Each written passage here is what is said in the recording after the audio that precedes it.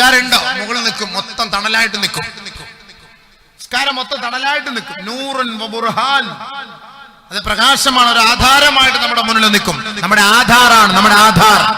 ആധാർ ഇല്ലാതെ ഫോൺ കിട്ടൂല, ആധാർ ഇല്ലാതെ മണ്ണെണ്ണ കിട്ടൂല, ആധാർ ഇല്ലാതെ പാസ്പോർട്ട് കിട്ടൂല, ആധാർ ഇല്ലാതെ അക്കൗണ്ട് കിട്ടൂല, ആധാർ ഇല്ലാതെ പാൻ കാർഡ് ഇല്ല. നമ്മുടെ ആധാർ ഏതാ? അസ്സലാ. അത് നമ്മുടെ ആധാറാണ്. ബുർഹാൻ, അതിന്റെ അർത്ഥം ആധാർ. ആ ആധാർ ഇല്ലാതെ ഖബറിലേക്ക് പോകാൻ പറ്റൂല. ഖബറിലേക്ക് പോകുമ്പോ അള്ളാഹ് ചോദിക്കും, മലക്കുകൾ ചോദിക്കും, നിന്റെ ആധാർ എവിടെ? നിന്റെ ആധാർ എവിടെ? മാഫി ആധാർ. യാ അല്ലാഹ്, യാ ആധാർ എടുത്തില്ല അല്ലാഹ്, യാ ആധാർ എടുത്തില്ല അല്ലാഹ്.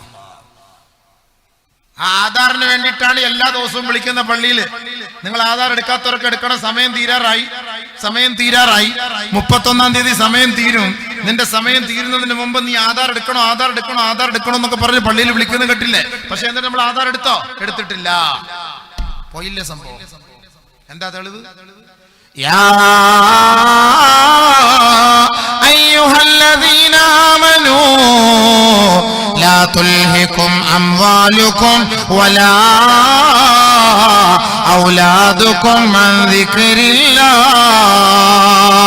വമൻ യഫ്അൽ ദാലിക ഫൗലായിക ഹുമുൽ ഖാസിറൂൻ വഅൻഫിഖൂ മിമ്മാ رزقناكم من قبل أن يأتي أحدكم الموت فيقول رب لولا أخرتني إلى أجل قريب فأصدق وأكن من الصالحين. ആധാർ എടുക്കാൻ വേണ്ടി അള്ളാഹുവിന്റെ പള്ളിയുടെ മിനാരങ്ങളിൽ നിന്ന് ദിവസവും 5 പ്രാവശ്യം വിളിച്ചു പറയുമ്പോ ആധാർ എടുക്കാതെ കേവലം ചെവിക്കൊള്ളാതെ നടക്കുന്ന യുവത്വമേ, യുവതികളെ, ഒരിക്കൽ നിങ്ങളുടെ കണ്ണടഞ്ഞു പോകും, ശ്വാസം നിലച്ചു പോകും, കൈകാലുകളുടെ സ്വാധീനം നഷ്ടപ്പെട്ടു പോകും, അനങ്ങാൻ കഴിയില്ല, ചലിക്കാൻ കഴിയില്ല, കണ്ണു തുറക്കാൻ കഴിയില്ല, നാവ് ചലിപ്പിക്കാൻ കഴിയില്ല. അങ്ങോട്ട് തിരിച്ചിട്ടാൽ അങ്ങനെ കിടക്കും, ഇങ്ങോട്ട് തിരിച്ചിട്ടാൽ അങ്ങനെ കിടക്കും, മറിച്ചിട്ടാൽ കമഴ്ന്നു കിടക്കും, മലർത്തിയിട്ടാലും മലർന്നു കിടക്കും. ആര് വന്നെടുത്താലും തള്ളിയാലും കുത്തിയാലും ഒരു അനക്കവുമില്ല, പ്രതികരണവുമില്ല. അങ്ങനെ ഒരു ദിവസം വരുന്ന മരണമെന്ന് പറയുന്ന ആ മഹാമുസീബത്ത്, സംഭവം നിന്നെ കൊണ്ട് ഖബറിലേക്ക് വെക്കുന്ന സമയത്ത് ഇതാണ് അള്ളാഹു ചോദിക്കുന്നത്, എവിടെ നിന്റെ ആധാർ? എവിടെ നിന്റെ തെളിവെവിടെ? നീ മുസ്ലിമാണെന്നുള്ളതിന്റെ തെളിവെവിടെ? ഒന്ന് തരുവോ? എന്തെയും തെളിവ്? മുസ്ലിങ്ങളുടെ തെളിവെന്താ? എന്താ തെളിവ്? ഫാൻഡിന്റെ സിംബൽ അഴിച്ചു കൊടുക്കും, ഞാൻ മാർക്കം ചെയ്ത് അള്ളാഹു ഞാൻ മുസ്ലിമാന്നുള്ളതിന്റെ തെളിവ്. അതാണ് ഇസ്ലാമിന്റെ തെളിവ്. മാർക്കം ചെയ്ത് സുന്നത്ത് കല്യാണം ചെയ്ത് കൊടുത്തെന്നാണ് എന്റെ തെളിവ്. സുന്നത്ത് അവൻ ചെയ്തിട്ടുണ്ടെങ്കിൽ അവന്റെ ഉത്തരവാദിത്വം നിസ്കാരം നിലനിർത്തണം എന്നുള്ളതാണ്. നിസ്കാരം നിലനിർത്തണുള്ളതല്ലേ? അതാണ് അല്ലാഹു തആല പ്രത്യേകമായി പറഞ്ഞു. അന്ന് നിന്നോട് പറഞ്ഞിരുന്നില്ലേ, യാ അയ്യുഹല്ലദീന ആമനൂ, ഏ സത്യവിശ്വാസികളെ, ലാ തുൽഹികും അംവാലുകും വലാ ഔലാദുകും അൻ ദിക്രില്ലാഹ്. എത്ര സ്പഷ്ടമായിട്ടാണ് പരിശുദ്ധമായ ഖുർആൻ നിന്റെ മുന്നിൽ ഓതി തന്നത്. എന്താണ് അതിന്റെ അർത്ഥം? എത്ര കച്ചവടമുണ്ടായാലും, എത്ര തിരക്കുണ്ടായാലും, എത്ര ബിസി ഉണ്ടായാലും, എത്ര കണക്ക് തീർക്കാനുണ്ടായിരുന്നാലും, എത്ര കൊടുക്കൽ വാങ്ങലുകളും ഇടപാടുകൾ ഉണ്ടായിരുന്നാലും അല്ലാഹുവിന്റെ ദിക്റിനെ തൊട്ട് നിങ്ങളെ വിസ്മരിപ്പിക്കാതിരിക്കട്ടെ. അങ്ങനെ നിങ്ങൾ വിസ്മരിച്ചു പോയാൽ ഒരിക്കൽ മലക്കുൽ മൗത്ത് നിന്റെ റൂഹിനെ പിടിക്കാൻ വരുമ്പോ അപ്പോൾ നീ വിളിച്ചു പറയും, ഞാൻ സദഖ ചെയ്യാമല്ലാ, സദഖ ചെയ്യാമല്ലാ. വെറുതെ ഞാൻ 100 കോടിയുടെ ആസ്തി ഉണ്ടാക്കിയിട്ടാണ് ഞാൻ വന്നത് പടച്ചവനെ. ആ കോടിക്കണക്കിന് രൂപ എന്റെ മക്കള് തിന്നു മുടിക്കുമല്ല, എന്റെ കുടുംബക്കാര് തിന്നു മുടിക്കും പടച്ചവനെ. ഈ ഖബറിന്റെ ഉള്ളിൽ എനിക്ക് വേണ്ടി സഹായിക്കാൻ ആരുമില്ല അല്ലാ. ലൗലാ അഖർതനീ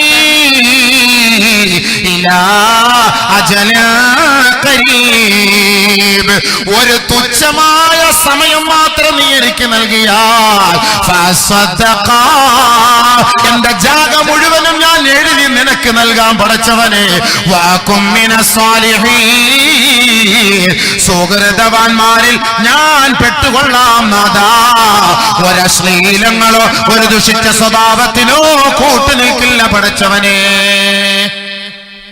ലാസ്റ്റ് സമയം എവിടെ എവിടെ മറുപടി ചാവാറാവുന്ന സമയത്ത് കറുകറ വിളിക്ക് ആംബുലൻസിൽ കൊണ്ടുപോകുമ്പോൾ അവിടെ കൊണ്ട് ICUവിൽ കയറ്റിയിട്ട് മറ്റേ മൂക്കിലും വെച്ച് തൊള്ളയിലും വെച്ച് വയറ്റിലും വെച്ച് മിഷ്യനിനകത്ത് ഇങ്ങനെ പ്രവർത്തിച്ചു കൊണ്ടിരിക്കുന്ന സമയത്ത് ഇവിടെ മിഷ്യൻ ബാഹ്യ രൂപത്തിൽ പ്രവർത്തിച്ചു കൊണ്ടിരിക്കും, ആന്തരികമായിട്ട് മലക്കുകളുമായിട്ട് ഇവന്റെ സംഘടനമാണ് ഈ ആയത്തിന്റെ അർത്ഥം.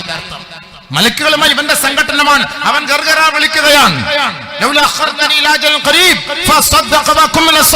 കോടിക്കണക്കിന് ആസ്തിയുണ്ട് പടച്ചവനെ. അന്ന് ചോദിച്ചപ്പോൾ ഞാൻ പിശുക്കനായിരുന്നു, ലുബ്ധനായിരുന്നു, കൊടുത്തിരുന്നില്ല. ഇപ്പോഴാണ് ഈ മലക്കുകളുടെ രൂപം കണ്ടപ്പോ, ആഖിറം കണ്ടപ്പോ, ഖബർ കണ്ടപ്പോ എനിക്കിപ്പോ മനസ്സിലാവുന്നു കൊടുത്താൽ കൊള്ളാമെന്ന്. യാ അല്ലാഹ് പ്ലീസ് പടച്ചവനെ, ഞാൻ എന്റെ മുഴുവൻ സമ്പത്തും അല്ലാഹുവിന്റെ മാർഗ്ഗത്തിൽ ഞാൻ എഴുതി തള്ളാം അല്ലാഹ് പ്ലീസ്, യാ അല്ലാഹ് പ്ലീസ്.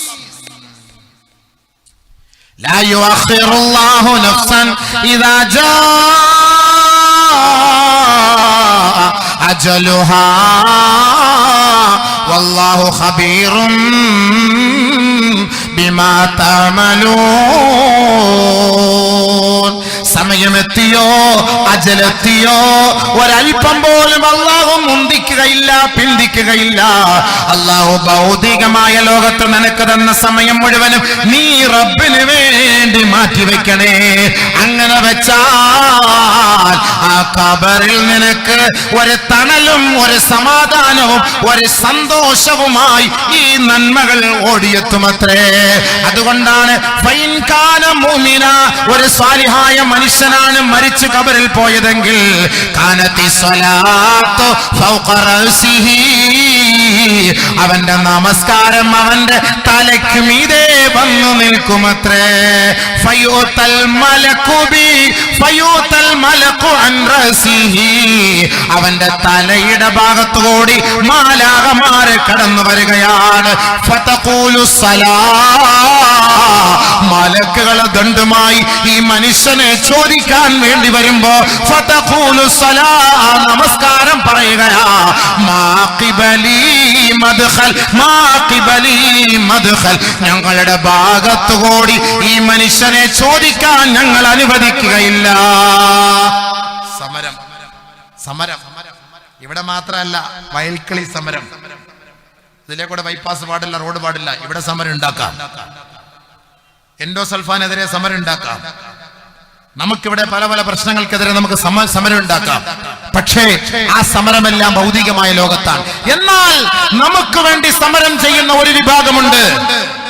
നമുക്ക് വേണ്ടി ഖബറിൽ സമരം ചെയ്യുന്ന കുറെ ആളുകളുണ്ട്, കുറെ നന്മകളുണ്ട് നമ്മെ സംരക്ഷിക്കാൻ. അതാണല്ലോ ഈ സമരം എന്ന് പറയുന്നതാണല്ലോ. എൻഡോസൾഫാനിൽ ഇരയായവരെ സഹായിക്കണം, അവരെ സഹായിക്കാനാണ് ഈ സമരം.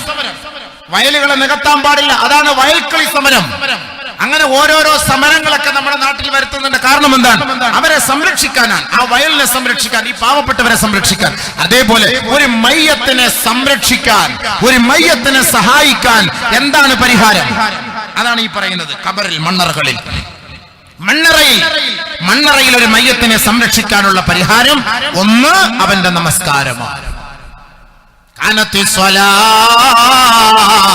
ഫൗഖ റഅസിഹി, അവന്റെ മുകളിൽ നമസ്കാരം നിൽക്കുന്നു. മലക്കുകൾ ചോദിക്കാൻ വേണ്ടി വരുന്നു, അവന്റെ മുകളിലൂടെ തലയുടെ ഭാഗത്തുകൂടി വരുന്നു. ഫയൂതൽ മലകു, അവന്റെ വലതും അവന്റെ തലയുടെ ഭാഗത്തൂടെ മലക്ക് വരുന്നു. അപ്പോൾ ഫതഖൂലു സ്വലാ, നമസ്കാരം പറയും.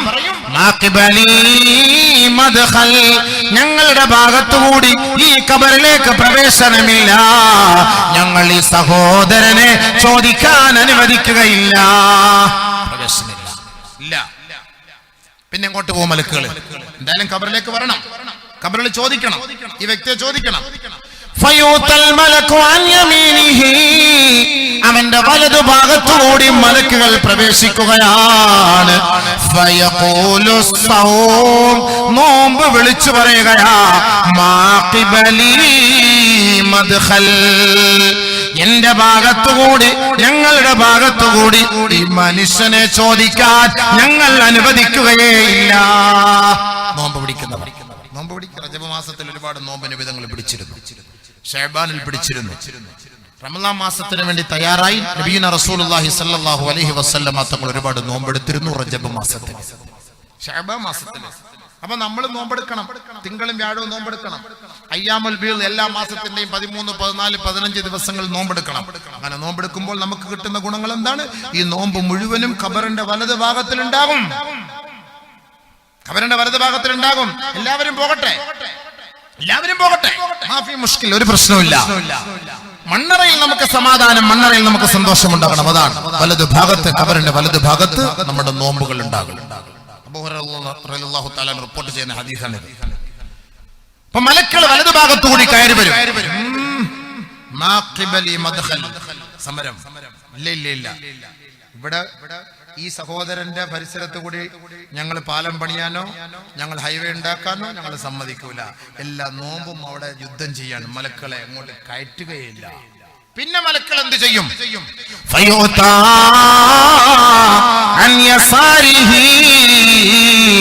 അവന്റെ ഇടതു ഭാഗത്തോടി മലക്കുകൾ പ്രവേശിക്കാൻ വരികയാണ്.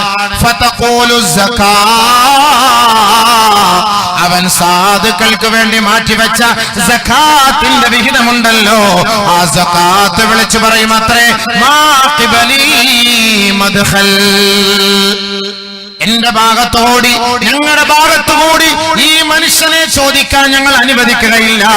ഇവൻ ദുനിയാവിൽ അവന്റെ സാമ്പത്തികമായ ഹക്ക് നിറവേറ്റിയവനാണ്.